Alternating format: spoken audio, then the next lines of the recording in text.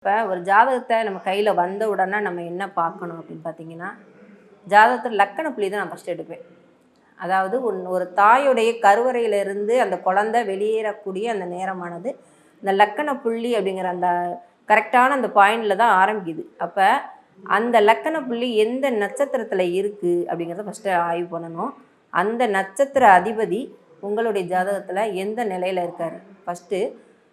முதல் தரமான ஜாதகம் அப்படின்னா அது திரிகோணங்களில் வலுவாக இருக்கிறது சிறப்பு. அடுத்து கேந்திரங்களில் இருக்கிறது ரொம்ப சிறப்பான ஒரு அமைப்பை கொடுக்கும். அதோட அந்த லக்கண புள்ளியை சுபகிரகங்கள் பார்வையிடுவது. சுபகிரகங்கள்லாம் என்னென்ன கிரகங்கள் அப்படின்னு பார்க்கும்போது குரு, புதன், வளர்பிறை சந்திரன், இப்படி நல்ல ஒரு சுபகிரகங்கள் அந்த லக்கண புள்ளியை பார்த்துச்சுன்னா உங்களுடைய ஆயுள் நல்லா இருக்கும், ஆரோக்கியம் நல்லா இருக்கும், சிறப்பான உத்தியோகம் கிடைக்கும். சகல விஷயங்கள் இருந்தாலும் மற்ற கிரகங்களை நம்ம எடுக்கணும் இல்லையா. அடுத்து என்ன பண்ணணும் அப்படின்னு பார்த்தீங்கன்னா இந்த லக்கண அதிபதியை பார்க்கணும். இந்த லக்கண அதிபதியானது என்ன மாதிரியான நிலையில் ஒரு ஜாதகருக்கு இருக்குது அப்படின்னு நம்ம பார்க்கும்போது அது நல்ல ஒரு கேந்திர திரிகோண பலங்கள்லையோ அல்லது பணபரஸ்தானம் சொல்லக்கூடிய 3, 6, 8, 11 இது போன்ற இடங்களோட கனெக்ட் பண்ணி இருக்கும் பொழுது அந்த ஜாதகம் ஒரு நல்ல ஒரு சிறப்பான நிலையை அடையும்.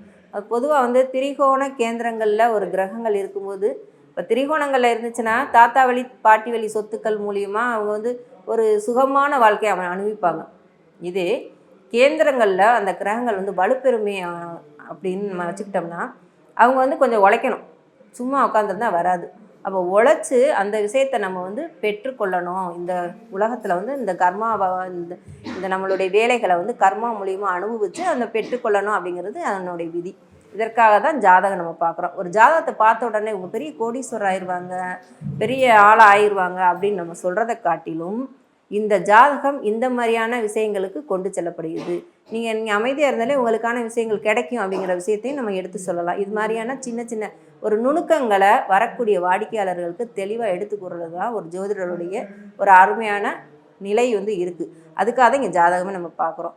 அதுக்காக ஒரு ஜாதகம் வந்ததும் அவங்க பெரிய கோடீஸ்வரர் ஆயிடுவாங்க அப்படின்னு பொய் சொல்கிறதுங்கிறது அது தவறு. உங்களுடைய ஜாதகத்தில் என்ன உண்மையான நிலை இருக்குது அப்படிங்கிறத அறிந்து கண்டறிந்து அதுக்கான வழிமுறைகளை நீங்கள் செயல்படுத்தும் பொழுது ரொம்ப சிறப்பான யோகத்தை கொடுக்கும். சரி, ஒரு ஜாதகத்தில் ஒரு கோடீஸ்வர யோகம் எப்படி உருவாகும் அப்படின்னு நம்ம ஈஸியாக பார்த்தோன்னு சொல்லிடலாம். லக்கண அதிபதி ப்ளஸ் 2ஆம் அதிபதி தனஸ்தானாதிபதி அப்படின்னு சொல்லக்கூடிய அந்த 2ஆம் அதிபதி வாக்குஸ்தானாதிபதி. நம்ம சொல்லக்கூடிய வார்த்தைகள் பலமாக இருக்கணும் இல்லையா.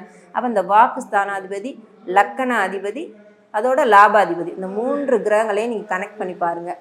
உங்களுடைய ஜாதகத்தில் லக்கணாதிபதி, 2ஆம் அதிபதி, 11ஆம் அதிபதினு சொல்லக்கூடிய தன வாக்கு லாபாதிபதிகள் ஒன்றுக்கொன்று தொடர்போட அல்லது இணைந்தோ அல்லது ஒன்றுக்கொன்று நட்சத்திரங்களில் பரிவர்த்தனை ஆகியோ அல்லது தனக்குள்ளே அது பரிவர்த்தனை பெற்றோ இருக்குமாயின் உங்களுடைய அந்த ஜாதக கண்டிப்பாக ஒரு நாள் ஒரு பொழுது நிச்சயமாக பெரிய அளவுக்கு கோடீஸ்வரர் ஆவாங்க அப்படின்னு நம்ம எழுதியே கொடுத்துடலாம்.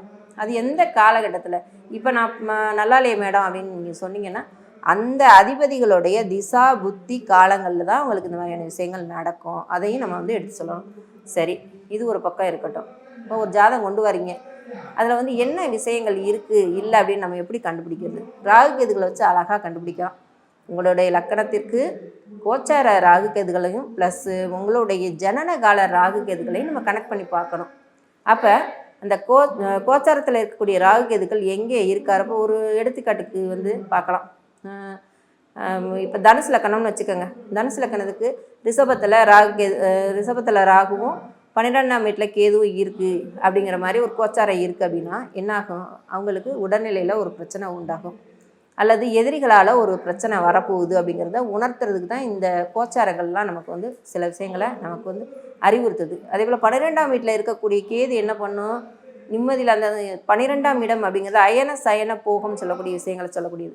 அப்போ அவங்களுக்கான அயன போக சுகங்கள் கெட்டு போகுது. அதனால வரக்கூடிய உறக்கமானது, நம்ம நிம்மதியான ஸ்லீப்பிங் எப்போ வரும்? நம்மளுக்கு நம்ம நல்லா நிம்மதியாக தூங்குறோம் அப்படின்னா அது எப்போ வரும்? நாம் மனசளவில் ஒரு சந்தோஷமாக நிதானமாக வாழ்க்கையில் எல்லாமே சாட்டிஸ்ஃபேக்ஷனோடு இருக்கும் பொழுது தான் நமக்கு நிம்மதியான தூக்கம் வரும். அப்போ அந்த இடத்துல கேதுபான் உட்காரும் பொழுது அது பூரா அடிபடும். அப்போ தன்னை சுருக்கும், அந்த அந்த இருக்கக்கூடிய இடத்த சுருக்கும். அப்போ தூக்கம் குறைவாகுது, அயன சயன போகங்கள் குறைவாகுது, அவங்க அனுபவிக்க வேண்டிய ஒரு சகல விஷயங்களும் குறைவாகுது. வெளிநாட்டு பயணம் குறைவாகுது. அப்போ அதனால என்னாகும், பண பிரச்சனை வரும், மனசில் நிம்மதி இருக்காது, இதனால் தூக்கம் தடைப்படும். இதைத்தான் ஈஸியாக நம்ம எடுத்து சொல்லணும். இப்படி ராகுகதுகளை வச்சு நம்ம நிறைய விஷயங்கள் ஒரு ஜாதகத்தை பார்த்ததுமே சொல்லலாம். இது போன்ற தகவல்களுக்கு அணுக வேண்டிய முகவரி கீதா முருகன். என்னுடைய ஃபோன் நம்பர் 9994675115 என்ற எண்ணில் எப்போனாலும் என்னை தொடர்பு கொள்ளலாம். வாட்ஸ்அப் மூலம் தொடர்பு கொள்ளலாம். ஆன்லைன்லேயும் ஜாதகம் பார்க்குறேன். நேரடியாகவும் வரணுங்கிறவங்க எனக்கு ஃபோன் பண்ணிவிட்டு வாங்க. நன்றி, வணக்கம்.